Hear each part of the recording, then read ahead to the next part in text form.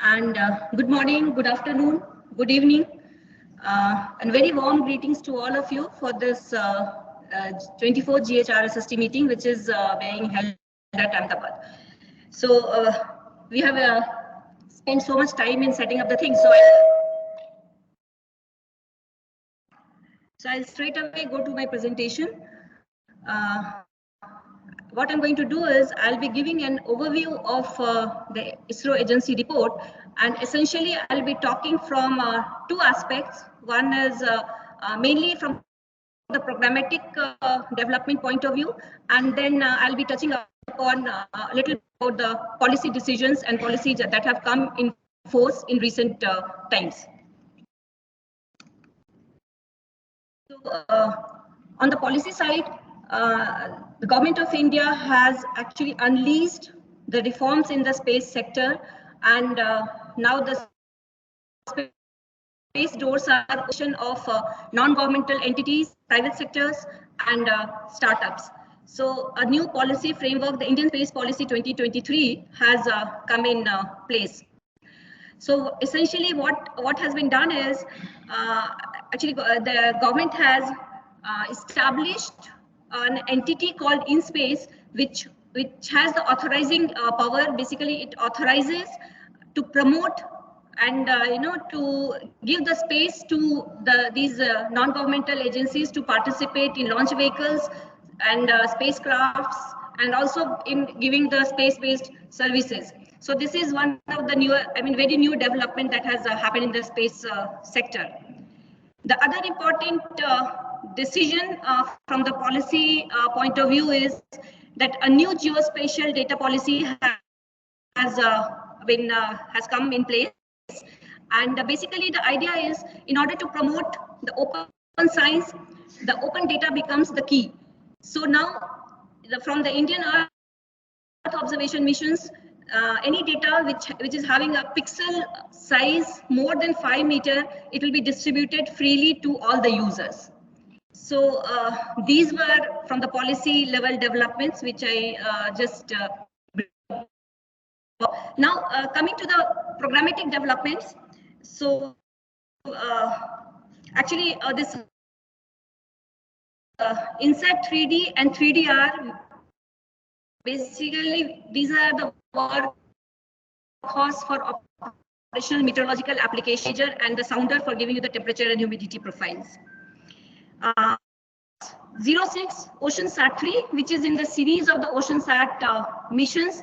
It was launched last year on 26 November with a very unique combination of instruments, with KU band scatterometer giving you the ocean surface winds, dual band sea surface temperature monitor, and 13 band ocean monitor. So at present, after the initial in-orbit testing, presently the CalVal phase is on, and that is also going to be over soon.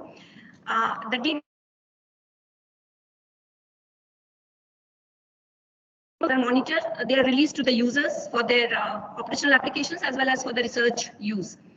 Unfortunately, due to some in-orbit anomaly, the SSTM operations have been stopped. Now, the third, these are the two missions which are actually in orbit. However, seeing at the future, the INSAT 3DS, which is again in the series of the INSAT series of satellites, it's going to be launched this year, later this year, and it's going to have many improvements over the presently issues found in these missions related to the black body calibration and midnight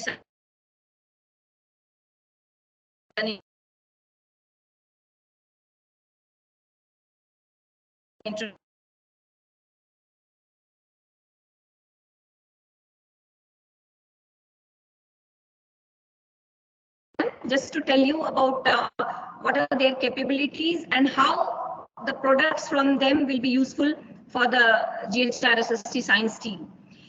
This is just what I spoke. It is just giving you the timeline framework, that how what are they stored in future. So the one which are encircled are the missions which are important for this GRIS team. So INSAT 3DS and GISAT 1 are are going to be in the geo orbit. And talking about this LEO orbit, OceanSat 3A. I mean, it's going to be a follow-on mission of the OceanSat 3. And we are very confident that in the OceanSat 3A, the SST, we will be getting the SSTM data as well. And another very important mission which we are envisaging is the Trishna mission, which is CNES ISRO collaborative mission. And I'm going to talk about that a little bit because it's a very, very unique mission for even for the GHRSST team.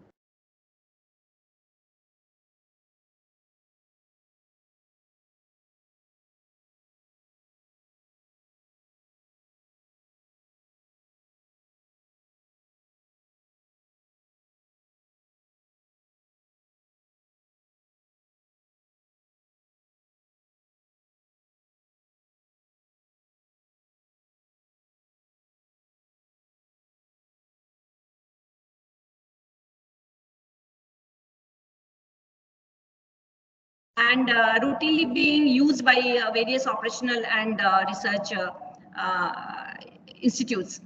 And there are two types of products which are available from INSAT 3D 3DR as far as the SST is concerned. One is NLSST and the other one is the 1D VAR based algorithm based sea surface temperature. So in a way, 1D VAR was a research based SST, which however now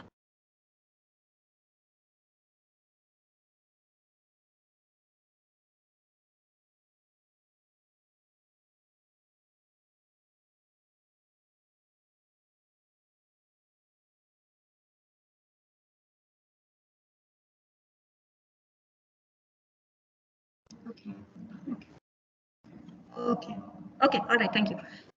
And what we have found is this 1D VAR SST product is slightly better than the NLSST, which was being generated right from from the beginning of the launch. And the standard deviation, you can see on the right side, the time series for the comparison has been done for a few months from January to June, and what you see is the red line, which gives you the standard deviation of the sea surface temperature from 1D VAR, which is better than the operational product, which is shown in the green line. So the standard deviation is roughly of the order of 0.7 K, and what we have found is that it's the statistics are more or less stable over the period of the time when the comparison was done. So I urge the GHRSST team to start using this SST product, and maybe we will make it in a GHRSST format to be used global. This is, of course, we were, as I said, that OceanSat 3, it had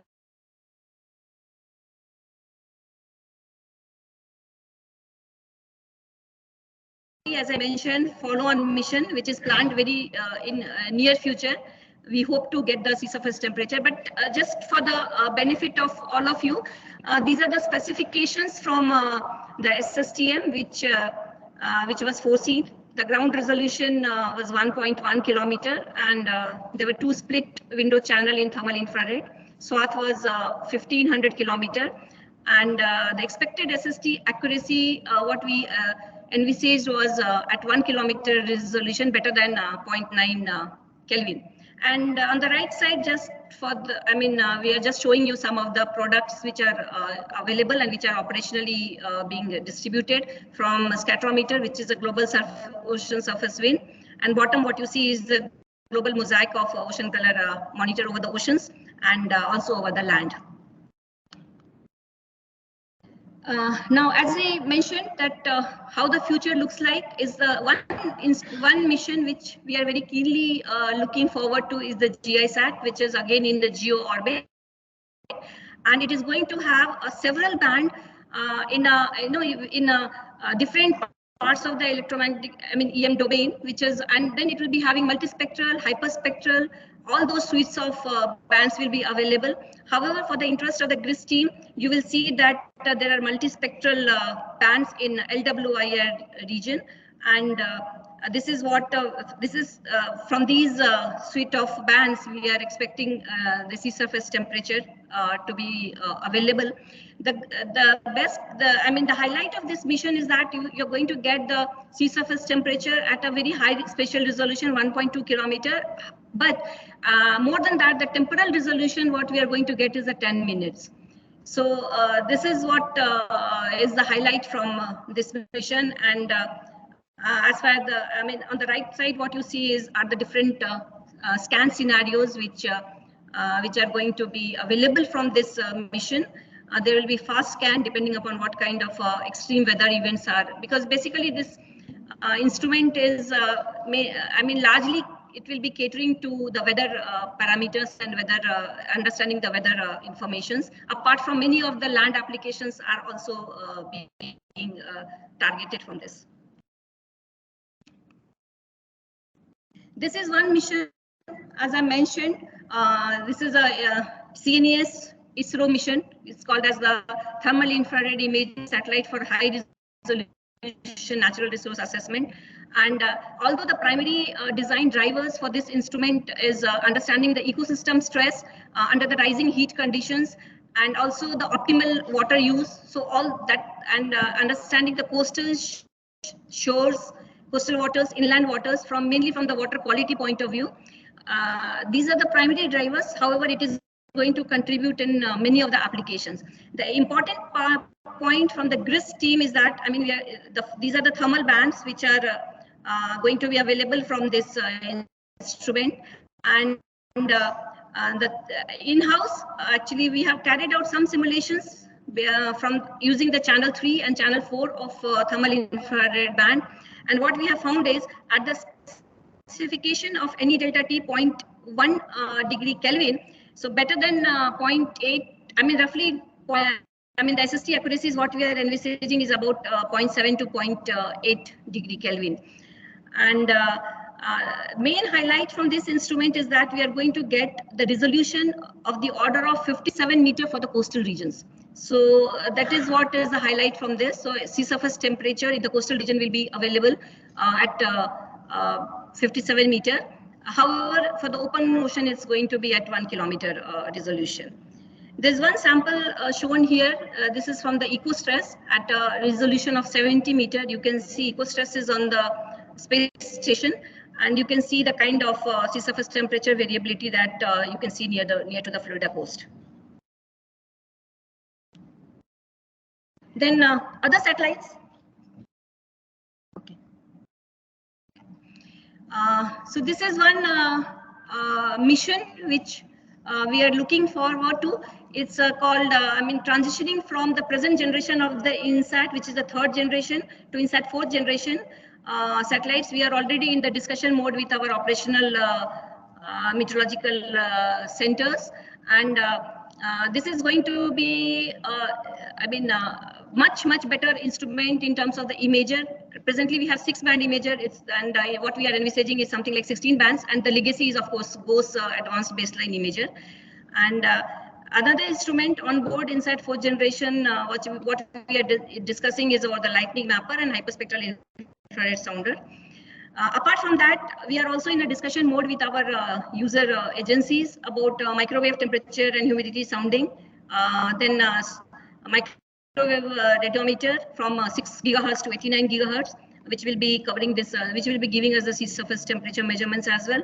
Dual frequency spectrometer and hyperspectral infrared sounder. So these are all in discussion mode with our user agencies, because now the ISRO's policy is that we are in a user driven or the demand driven mode. So if the demands are there from the user agencies for any new instruments, we will be making those instruments and we will be flying those instruments.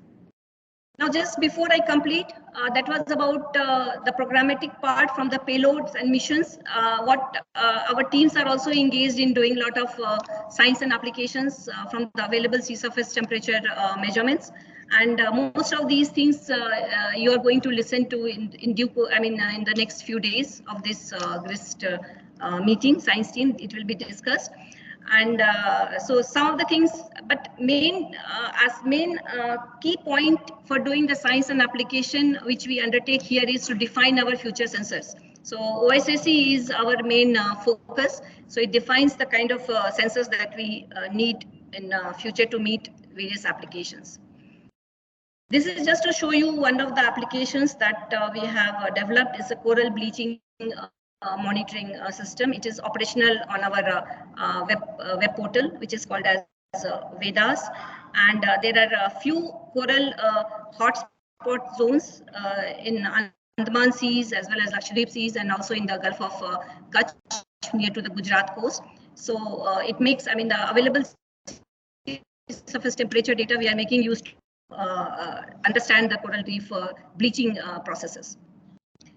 Then this slide tells you about who are all the users of our data which are hosted on our web portal, meteorological and oceanographic satellite data archival system, which is called as MOSTAC. And you can see that there are users from different space agencies, from Indian government department, and from private and startups as well.